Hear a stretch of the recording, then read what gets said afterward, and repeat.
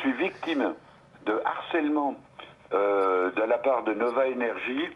Alors, je vous demanderai de bien vouloir supprimer de votre liste d'appels. En fait, malheureusement, monsieur, nous, on est nous-mêmes victimes d'une usurpation d'identité commerciale.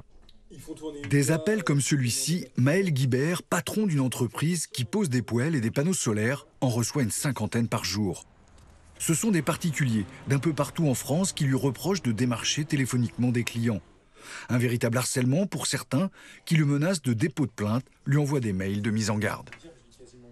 C'est quelque chose qui vient détruire complètement notre réputation, puisque c'est pas du tout dans nos pratiques commerciales de faire ça.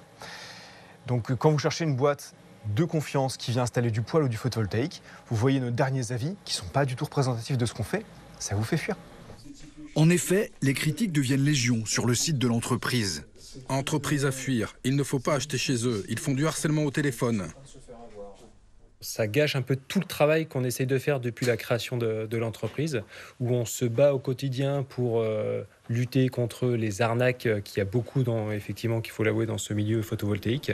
Une arnaque qui commence à avoir des répercussions économiques sur cette petite entreprise locale, comme sur le moral de la quinzaine de salariés, obligés de se justifier en permanence. Le problème, c'est que c'est jamais le même numéro. Ouais, je sais, c'est pour ça que j'ai porté plainte. J'avais une quarantaine de numéros que j'ai diffusés à la gendarmerie de Pontorson. Le directeur du service régional chargé d'accompagner les entreprises victimes de cyberattaques nous éclaire sur cette arnaque. Ce qu'on peut avoir, c'est un serveur vocal qui va être maîtrisé par un attaquant, qui va utiliser l'identité de l'entreprise pour pouvoir vendre ses services. Alors, ce qui va se passer derrière, c'est que ces services ne vont pas vraiment être vendus.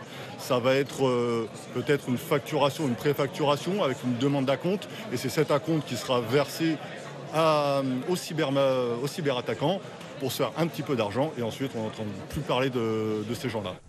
Au-delà de la gêne occasionnée pour les particuliers par ce genre d'arnaques qui deviennent de plus en plus fréquentes, ce sont ici l'image d'une entreprise et son avenir économique qui sont impactés.